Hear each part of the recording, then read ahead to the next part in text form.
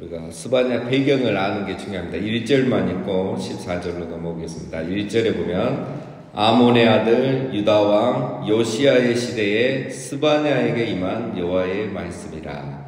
스바냐는 히스기야의 현손이요 아마랴의 증손이요 그다랴의 손자요 구시의 아들이었더라.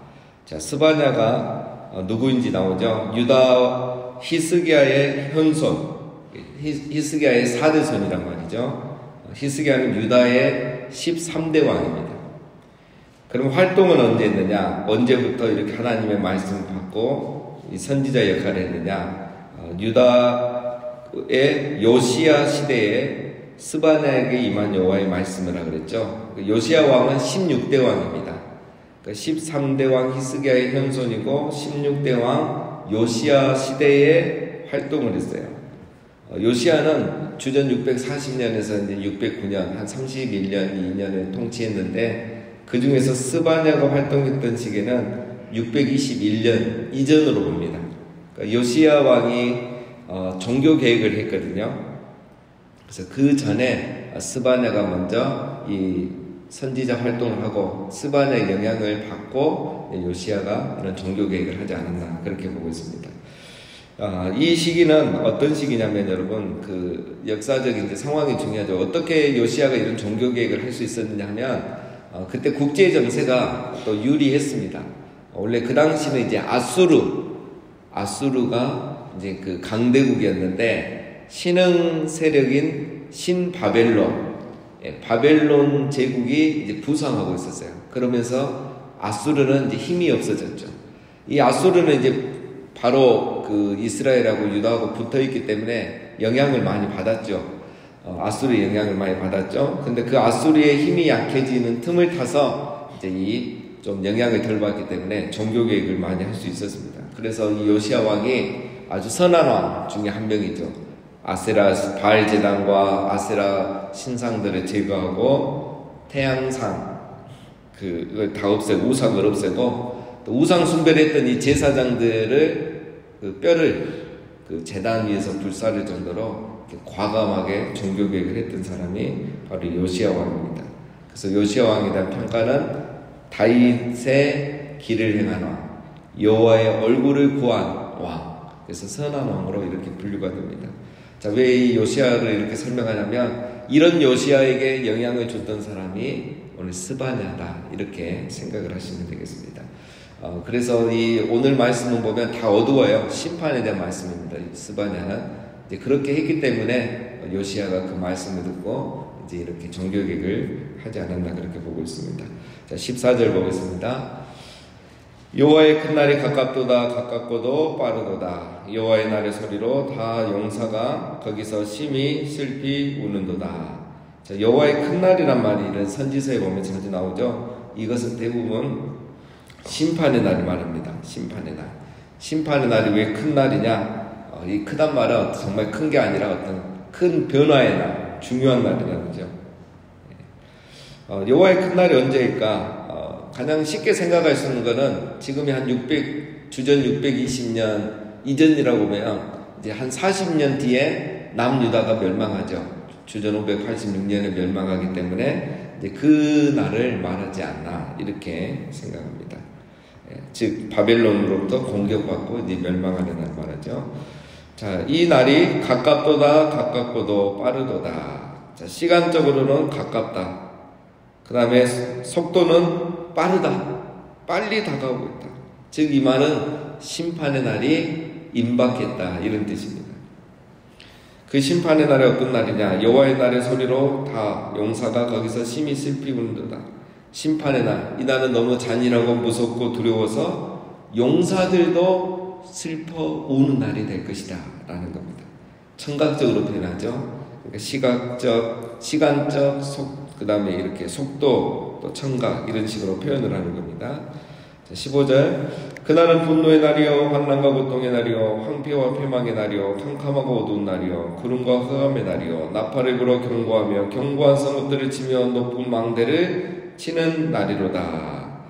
자, 15, 16절은 이제 심판의 날이 어떤 날인지를 또 묘사를 합니다. 14절에서는 심판의 날이 가까이 오고 있다라고 선포를 했고 15, 16절은 그날은 과연 어떤 날이냐 해서 이 날이란 말이 7번이 나옵니다. 7번.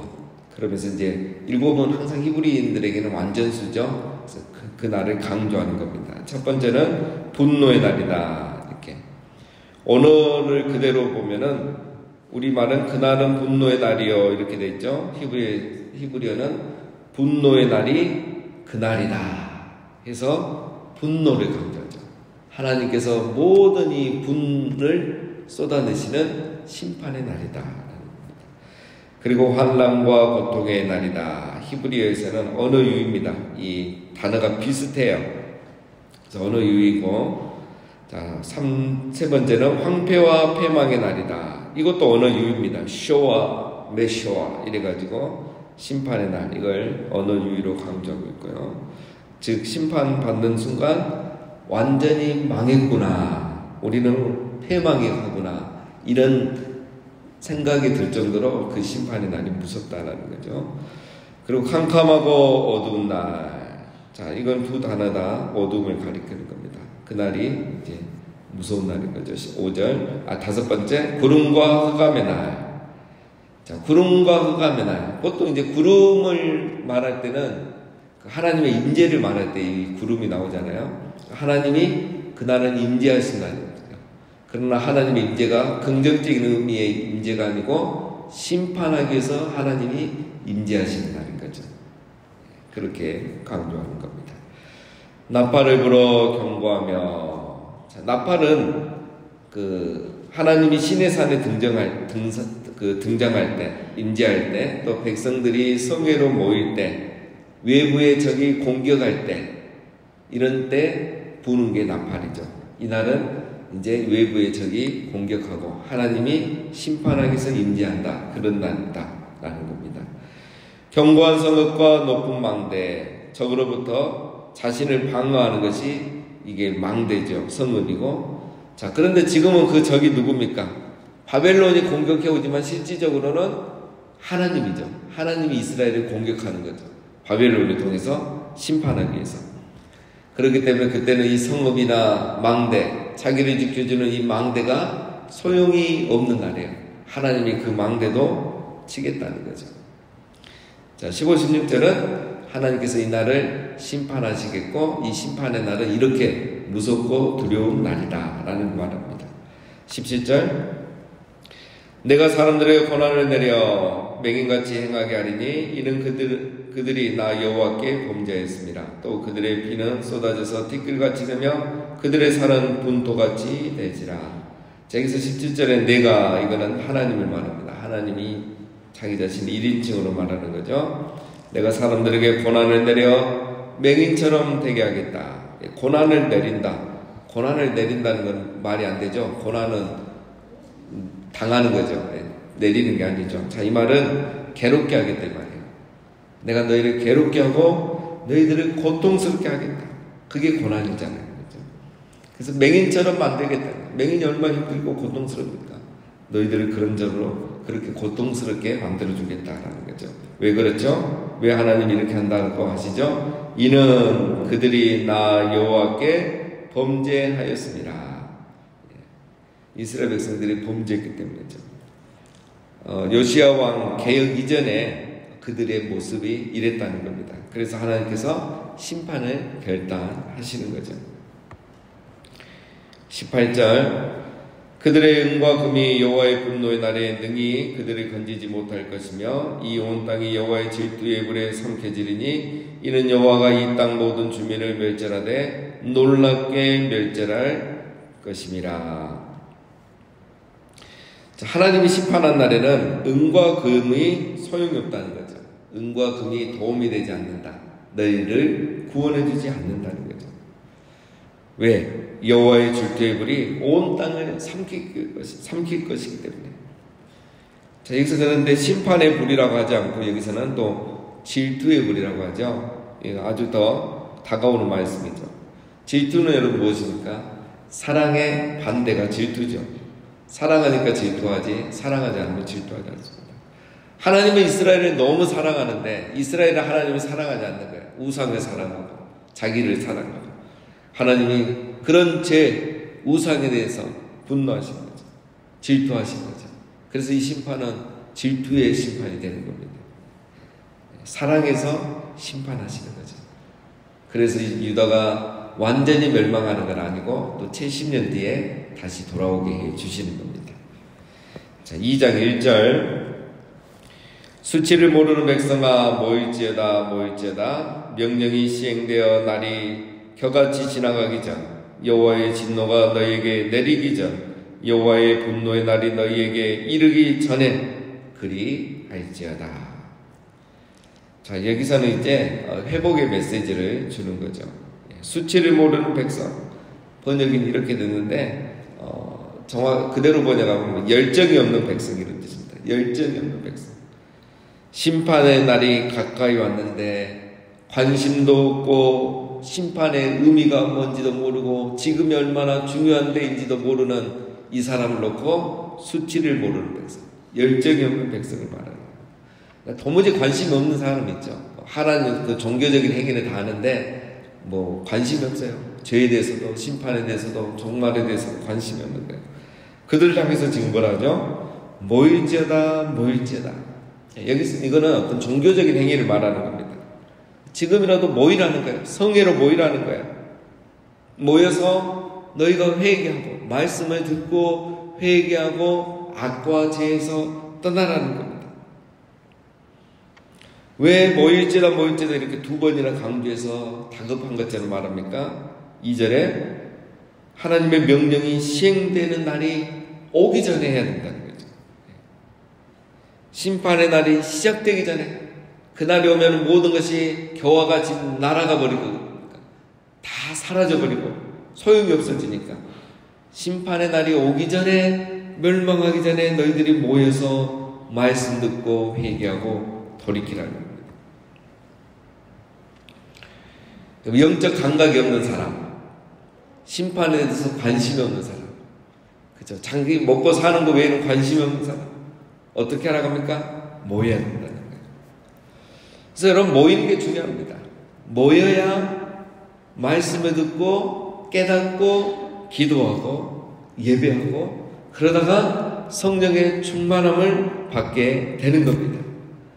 그래서 자기 죄를 깨닫게 되고 회개하게 되고 악에서 돌이키게 되는 거예요. 근데 그때나 지금이나 똑같죠.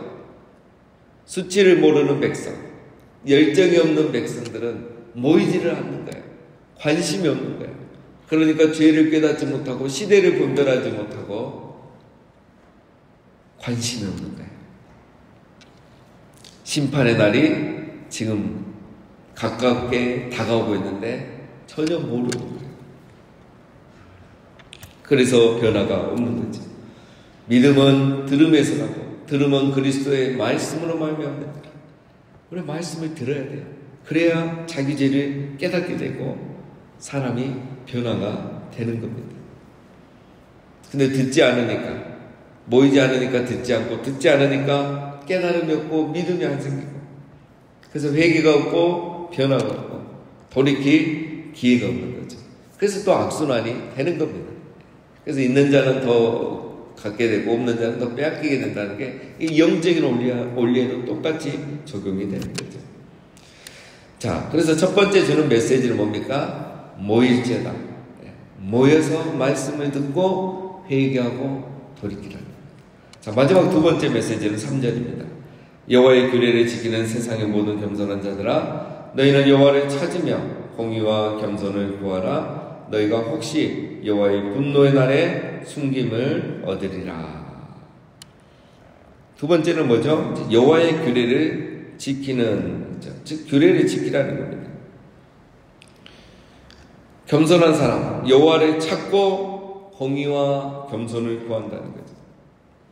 이게 다 같은 겁니다. 그러니까 지금 규례를 지키는 것, 율법을 지키라 이거죠.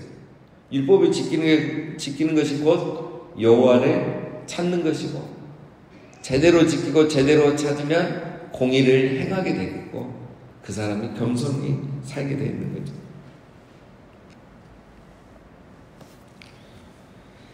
이들이 어떻게 했다는 것입니까? 지금까지 규례는 지킨다고 하면서 공의가 없었다는 거예요. 여호와를 진심으로 찾지 않았다는 거예요. 진심으로 규례 율법 말씀을 지키면 여호와를 찾게 되어 있고 공의를 지키게 되어 있고 겸손하게 되어 있는 거죠. 지금이라도 너희가 모여서 회개하고 말씀을 듣고 여호와를 찾고 공의를 행하면 살 수 있다는 거죠. 하나님 주신 메시지는 이거죠. 주고 싶은 메시지는 이거죠. 앞에는 심판은 이런 날이 오기 전에 지금이라도 너희가 다시 이렇게 해라는 겁니다. 여러분 1장 메시지를 보면은 이제 좀 어둡고 부정적인 메시지죠. 심판의 메시지이기 때문에. 그러나 1장에서 이렇게 이런 메시지를 주는 이유는 지금이라도 이 경고를 듣고 돌이키라는 겁니다.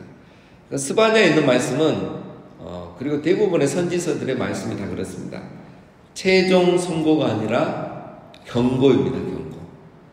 하나님이 주신 말씀들은 최종 선고가 아니죠. 경고죠. 최종 선고처럼 하는 말씀도 결국은 돌이키고 회개하면 그게 경고의 말씀이 되는 거예요. 하나님 심판하지 않거든요. 자, 그래서 오늘 말씀은 지금이라도 회개하라는 겁니다. 늦은 회개는 없죠. 지금이라도 회개하고 돌이키면 된다는 거예요. 하나님의 마음은 심판이 아니라 이스라엘이 돌이키는 겁니다. 그러면 하나님 왜 이렇게 세게 얘기하시는가? 오늘 이제 우리가 14절부터 읽어서 그런데 앞에서부터 읽어보면 굉장히 셉니다. 또 앞으로도 그러고 말씀 굉장히 강력하죠. 왜 이렇게 하는가? 12절에 보면 이 말씀이 있습니다. 1장 12절에 보면 그때 내가 예루살렘에서 찌꺼기같이 가라앉아서 마음속에 스스로 이르기를 여호와께서는 복도 내리지 아니하시며 화도 내리지 아니하시리라 하는 자를 등불로 두루 찾아 벌하리니. 왜 하나님이 이렇게 세게 얘기하느냐? 유대인들도 똑같아요. 우리하고 자기들은 선민이기 때문에 하나님의 백성이고 자녀이기 때문에 이렇게 우리가 살아도 벌도 내리지 않고 또 복을 내리지도 않고 그렇다는 거예요. 막 선지자들이 아무리 심판의 메시지를 전해도 봐라 우리가 뭐 벌을 받았나 복을 받지는 않았지만 또 벌도 받지 않았지 않느냐 늘 이렇게 생각하는 거예요. 마찬가지예요. 그러니까 오늘 이 시대 우리들이 예를 들면 구원의 확신, 사죄의 확신을 가지고 신앙생활을 열심히 하지 않는 거예요. 당장 벌을 받지 않기 때문에 당장 복을 받는 것이 아니기 때문에. 그래서 하나님은 지금 이스라엘에게 이렇게 강력하게 경고를 하고 계시는 겁니다. 죄는 천천히 쌓여가지만 심판은 순식간에 임하기 때문입니다. 그러나 항상 동시에 돌아올 기회는 항상 있습니다. 우리에게도 그들에게도 항상 기회가 있는 거죠. 그래서 오늘 하나님은 이 백성들을 향해서 모일지어다 지금이라도 회개하고 돌이키라 라고 말합니다. 이 메시지를 듣고 이제 요시야 왕이 개혁을 단행했겠죠.